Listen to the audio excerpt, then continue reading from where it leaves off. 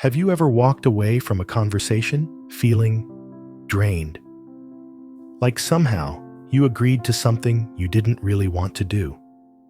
Or maybe you're constantly the one everyone turns to when they need a favor, but they're mysteriously busy when you need help. Remember, not everyone who smiles at you is your friend. Some people don't want a relationship. They only want access to your favor and emotional energy. It's not always obvious. Some people are experts at subtle manipulation.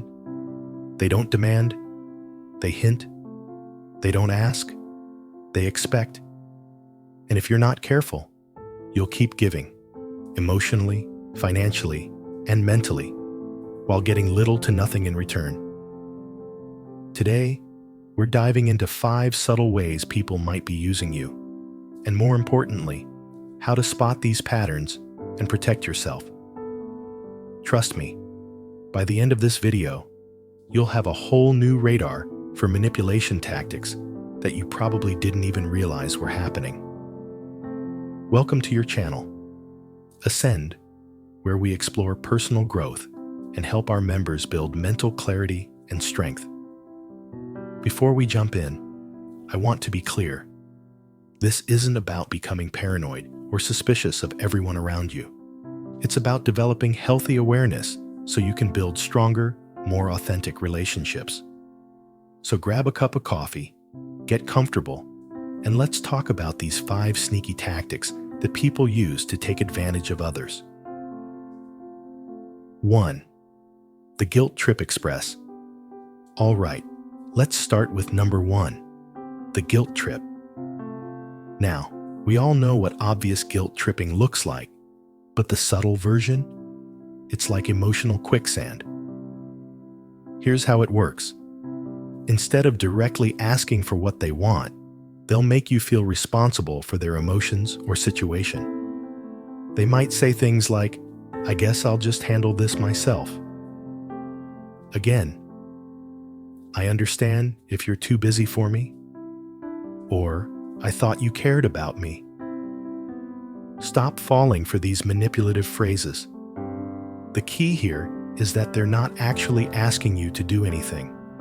They're just making you feel bad enough that you'll volunteer. It's brilliant, really, because you end up thinking it was your idea to help. I remember a friend who would constantly post on social media about how lonely they were, but when people would invite them out, they'd always have an excuse. What they really wanted was for people to keep offering and chase after them. Classic guilt manipulation. This is how to stop feeling guilt-tripped.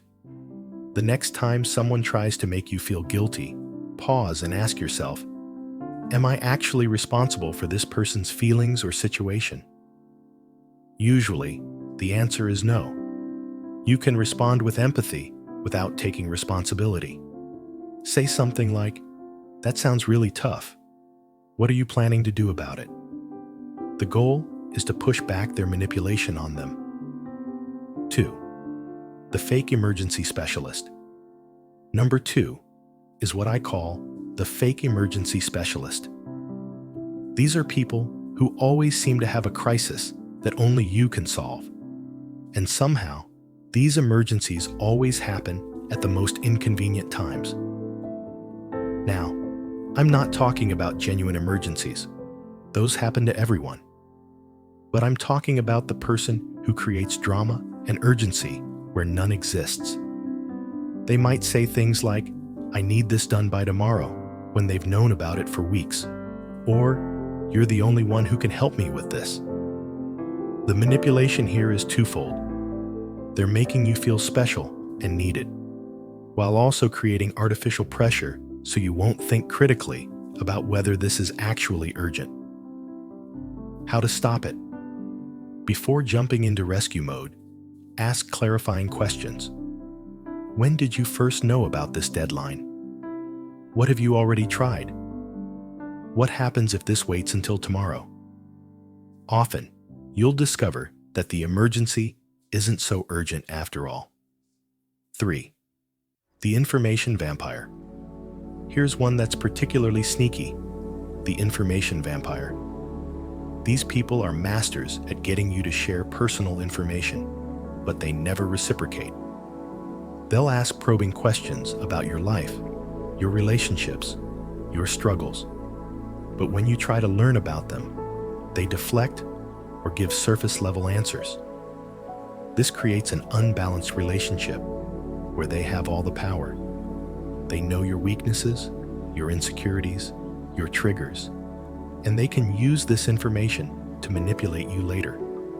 You might notice this person always knows exactly what to say to make you feel better when you're down, or they know exactly which buttons to push when they want something from you. That's not intuition. That's strategic use of information. This is how to stop it. Start paying attention to the balance of sharing in your relationships. If someone is always asking about your life but never opens up about theirs, that's a red flag. You can address this by saying something like, "I've been talking about myself a lot. Tell me about what's going on with you." Or, you stop sharing information about you altogether. Number 4 is the subtle steamroller. These people don't bulldoze over your boundaries. They gently, persistently wear them down until you give up. They might start with small requests that are hard to say no to, then gradually increase their asks. Or they'll accept your no initially, but then keep bringing up the topic until you eventually cave just to make it stop. The manipulation here is that they're banking on your desire to avoid conflict. They know that most people will eventually say yes, just to end the uncomfortable conversation.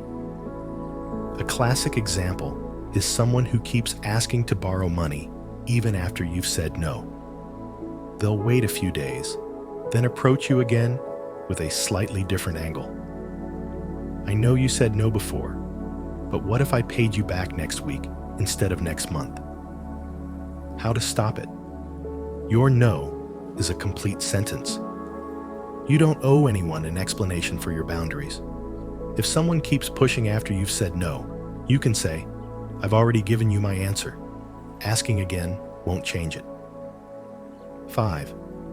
The emotional hostage taker. Last, but definitely not least, the emotional hostage taker. This is someone who threatens to withdraw their love, friendship, or support if you don't comply with their wishes. They might say things like, "If you really cared about me, you would." Or, "I guess I know where I stand with you." They're essentially holding the relationship hostage to get what they want.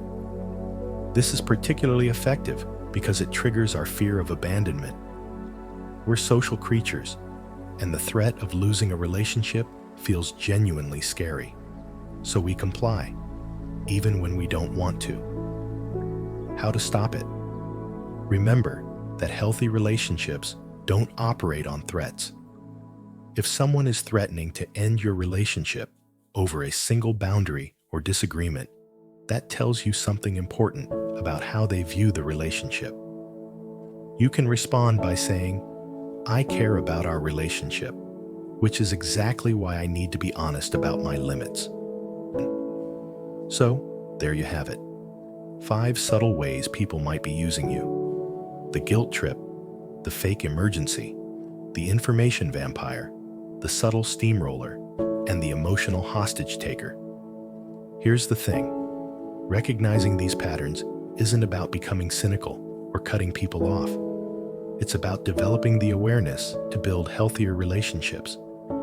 When you have strong boundaries and can spot manipulation, you become a better friend, partner, and family member because you're engaging authentically. Remember, you teach people how to treat you. If you consistently allow these behaviors, you're inadvertently encouraging them. But when you start setting clear boundaries and sticking to them, you'll be amazed at how your relationships improve. Have you experienced any of these manipulation tactics, or others not mentioned here? I'd love to hear your stories in the comments below. And more importantly, what strategies worked for you in dealing with them? If this video was helpful, please give it a thumbs up and subscribe for more content about your personal growth and mental development. And if you want to dive deeper into boundary setting, check the rest of our videos. Thanks for watching, and remember, you deserve relationships that lift you up, not drag you down. I'll see you in the next video.